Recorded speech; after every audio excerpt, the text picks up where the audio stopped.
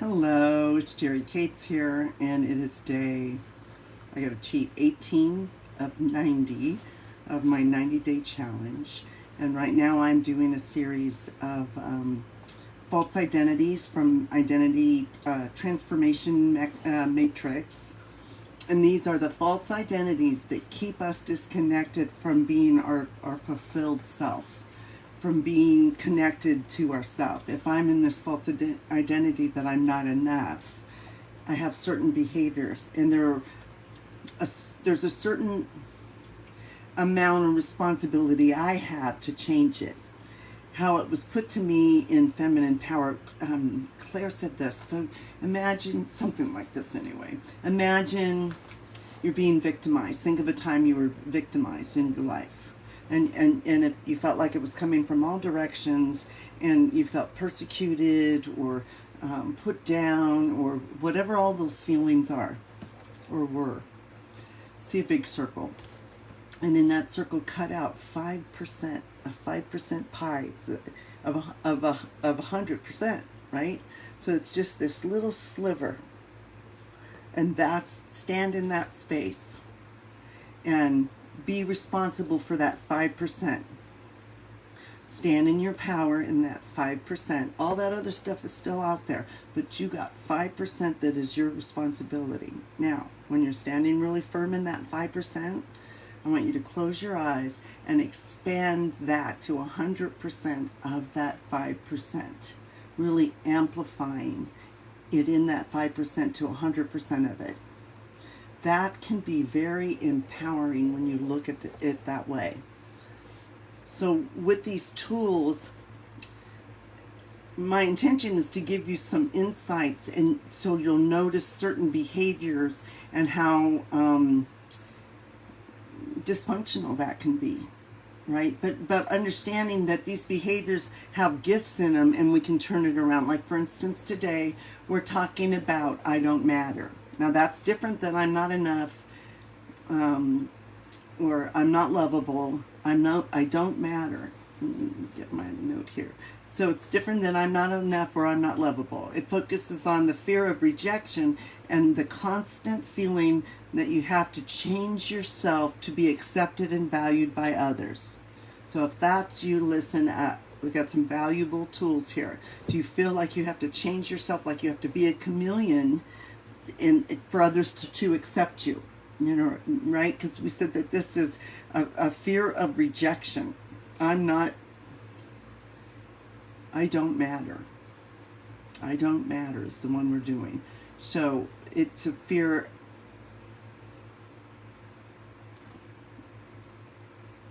Now I'm blowing it. Hold on a second here. That doesn't sound right. I'm not wanted. We're on I'm not wanted. We did I don't matter last night. So I'm not wanted. Okay. But like I said, it's different than I'm not lovable. It's different than I'm not enough. It's different than I'm alone. It's different than I'm invisible, right? I'm not wanted. Put that in front of me. I'm not wanted. Okay. So the core of this belief, the key mechanism, it lies in the tendency to shapeshift to meet others' expectations rather than being authentic. So you're so busy shaping yourself, shape-shifting. It was the perfect word there. Yourself into what you think others want. And it's not always accurate, because it's a distorted perception in the first place. Anyway, when you believe you're not wanted, you may find yourself in relationships where you feel unappreciated and constantly rejected. So what are the main indicators? Seeking approval, constantly looking for others' approval and validation.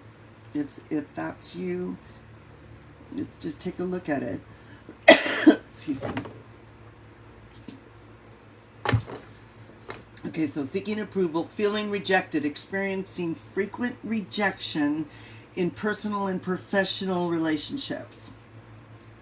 Another one, inauthenticity, trying to be what you think others want instead of being yourself.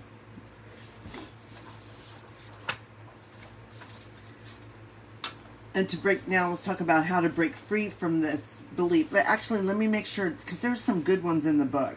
And this is from the book Identity Matrix, from the Center for Women, let's see, Women-Centered Coaching Institute. Okay. Oh yeah, I want to get the limiting beliefs in there. So main indicators. Interrupts and intrudes on others at inappropriate times. You do that. Misses important social cues that others are providing. You know, maybe you're staying too long. People are trying to let you know they want to go to bed, and you're yakking away and totally oblivious to the fact that the person's standing near the door, right, and trying to get you to go out. Doesn't want what they have. So you, behaviors and habits to look for. So doesn't want what you have. You don't want what you have. Experiences constant rejection from others, both, like I said, personally and professionally. Are the last person on the team picked or kicked off the team entirely. So this is a social problem, you know, socially for this person that feels that they don't matter, right? They're just constantly trying to make up for it. And then others don't want to, or others often don't want to be with you, or either don't want to be with them, or either they don't include them from a sense, or they do include them from a sense of obligation. You ever included someone just because you were obligated, but you really didn't want that person to come with you? If you're that person, I'm talking to you. I'm talking to you. I want to help you shift this and have more awareness and have more fulfilling relationships, especially with yourself. So then others often, so they don't want what you have, or they have to give. They feel intruded upon by their overwhelmingly assertive opinions, demands, and comments. Is this you? Others find them difficult and draining to be with. And you know, a lot of times these people don't even realize it. They're just unhappy, though. They're unhappy. Others often feel rejected by them. Feel talked at as opposed to spoken with. Oh, and then there's ways of being that generate that generates evidence that validates the identity. So ways of showing up: speak in harsh or disagreeable tones of voice. Here's one: phones people or knocks on the door at inappropriate and inconvenient times, and then fails to ask them if this is a good time to speak before launching into whatever they want to say. So it's all about them. But interesting enough, they feel not wanted, so that they're pushing themselves on you to make up for it. Okay. And I say there, you know, we might have some of these traits too. So it's really important. You know, you can have a little bit of here, a little bit of there, you know, but it's important to identify the ones that are showing up so you can address them and make the shift. Where are we at? So the transformation: connect with yourself, identify and embrace your own feelings and desires. Here we are with the feelings and desires again. And I think that's come up every night that we've done these, about getting in touch with your feelings, your desires. We talked about needs also, but identify and embrace your own feelings and desires. Understand what makes you happy and fulfilled, independent of others' expectations. So this is connecting to you with your true self. The next one is understand your impact. Cultivate empathic listening and social awareness. This helps you understand how your behavior affects others and allows you to engage more authentically. So we were talking a minute about, you know, showing up at inappropriate times and not checking in to see if the person was open or available, right? So this is your opportunity, if this is you, to understand your impact. Notice how people are responding to you. And then set healthy boundary. Well, notice and make that shift. You know, cultivate an empathic listening and social awareness. So, you know, being present, listening. We could work on this. I could help you with this. Listening skills, very powerful. And then set healthy boundaries. Create boundaries that allow you to be yourself while respecting others, their space and needs. And this fosters mutual respect and genuine connection. So setting healthy boundaries. Can you imagine? It fosters mutual respect and genuine connection. Did you know that about boundaries? Now do you want to make some healthy boundaries? To have some mutual respect and genuine connection? A deeper connection? Just because you set a healthy boundary? There's a good reason to set a boundary. Yes. So deeper truth statements. I got a couple of them over here.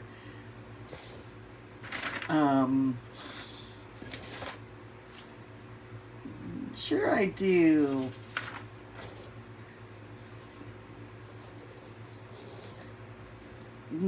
I want to back up a second.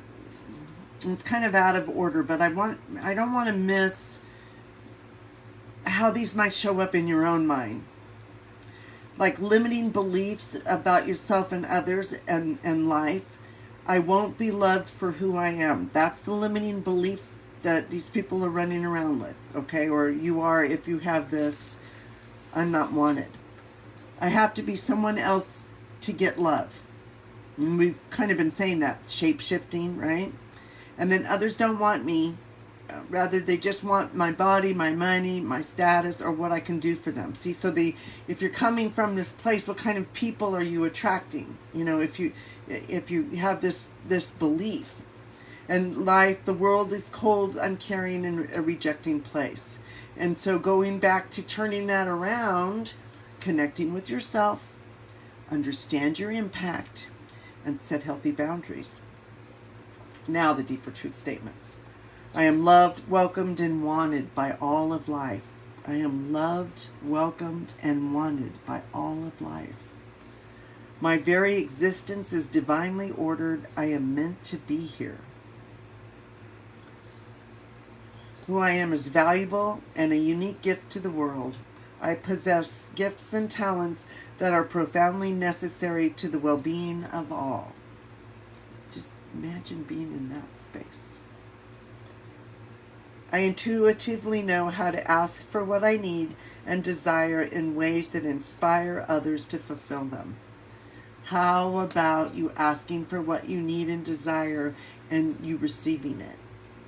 Right? You ask in a way where others are happy to give, happy to make you happy, right? Happy to help with your fulfillment. It's a beautiful way to shift. Let's make sure we got everything we wanted in here. I think so. What's tomorrow? Tomorrow's I'm not safe. That's one of mine. That was one of mine. Safety is everything. Everything. I need to feel safe. I need to know that there's a roof over my head. I need to know there's money in the bank. I need to know that I'll be taken care of. And, you know, because I didn't feel safe. There were times in my life I didn't feel safe. So tomorrow we'll talk about I'm not safe. And that false identity of I'm not safe. So, excuse me. So what did we say? The main indicators, or the main mechanism of this one is the core of the belief lies in the tendency to shapeshift to meet others' expectations rather than being authentic. When you believe you're not wanted, you may find yourself in relationships where you feel underappreciated or unappreciated and constantly rejected. And that's shifting from others being the source of love to connecting to the self as the source of love. Turning it within. You have it for others. You identify it and then turn it toward yourself. Being the self fully and making space for others to not want or choose them. So it's okay that they don't choose me or they don't want me, right? Right? Because I'm not wanted. We have to make that okay to not be wanted. We have to fulfill ourselves in other ways so that that's not where we're at, you know, in that place of clinging and I'm not wanted, trying to solve that in an unhealthy way. All right, so I'm not wanted. That's I'm not wanted. And you see, there's such a subtle change. Now, I'm putting these in the guide section if you want to go back and listen to them, and it's under Identity Matrix. And like I said, they're the false identities, the false beliefs that we have about ourselves and about others and about life, right? And when we recognize these false identities for what they are, we can start to cultivate the gifts we have in there, right? Because just like the invisible, for someone who has been invisible, they're really good at seeing what's not been seen, right? What hasn't, they able to see between the lines. And then I'm not wanted. Let's see, what was the gift in I'm not wanted? Connecting to their own feelings and desires and what makes them fulfilled and happy. So I'm not wanted is busy trying to connect to everybody else, trying to shift and change for everyone else. So the idea is to connect to your own feelings and desires, and the ability to understand your impact on others, and to cultivate empathic listening and noticing social cues. So that's the other piece of it. It is notice where things are off. You know, where your impact on others. How is it? How are people receiving you? Are you overbearing, or are you calm and collected? Right? Okay. So that's I'm not wanted. I'm not wanted. I'm wanted. Let's end it with a power statement, a positive one. I am loved, welcome, and wanted by all of life. My very existence is divinely ordered. I am meant to be here. All right. Okay, so what else is going on? So I moved the confidence, 3 days to a more confident you, moved that to the 29th, 30th, and 31st. It'll be good. It'll be good. So go ahead and register for that. I will stick the link in the first comment. Register for it, even if you can't be there live, although I wouldn't miss it, because these live interactive things, you walk away with experiences you just can't get watching it, right? Because you get to have your questions answered, and you get to share your feelings and what you're discovering, and that helps ground in your learning. So 3 days to a more confident you. Go look at the link, and you can read a little bit more about it. Each class is an hour. We'll have you out of there in an hour. Powerful tools. You want to make sure you're somewhere where you won't be disturbed, so that when we do the meditations or some of the deep self-inquiry work, that you can really do some powerful work, right? Carve that time out for yourself. You won't regret it. It'll be inspiring. And these power practices, I can't wait to share them with you. Okay, I always look for opportunities to share this life-changing stuff that I've learned from feminine power and continue to learn. I mean, I'm my best coaching client. I'm my best friend. I'm practicing all this stuff on myself. All of it. The self-reflection, taking a look at how I'm showing up. You know, as I'm reading this, am I inappropriate? I remember there was a time in my life I was inappropriate. I would talk too much. I know I still talk too much. A lot. I talk a lot. I have a lot to say. But I would talk so much, and I wasn't listening to the people around me, and I would tell them stuff I just didn't need to be talking about, but I just wanted them to like me. And I think nursing school really helped teach me to learn to listen, because as a nurse, you really have to be a good listener. But Yeah, I remember feeling that way. So I probably had some of those traits of the I'm not wanted false identity. I'll admit it. I'll own it. Yeah, I'll admit it. Okay, so what did I do? Get off on another subject? 3 days to transformation. Sorry about that. And then if you're ready for a clarity call, let's identify your old story and your stuckness, and so you can finally move forward, right? And live a more fulfilling life. When I ask you what you deeply desire, do you know? Can you just spit it out and say it? You really want to be able to, if you want to create something powerful in your life. Anyway, type clarity in the chat and we will get on a clarity call. Okay, I think that's enough of me tonight. See you tomorrow. And tomorrow again, I'm not safe. I'm not safe. I'm safe. I don't like to leave it in a negative thing. And when I'm going all over this stuff, it sounds like it's really negative, but we have to unpack it and identify it to be able to complete it, to heal it and complete it. We have to understand, oh, what's going on here? You know, oh, I'm clingy because I need, I don't feel wanted, or I overgive because I'm not enough.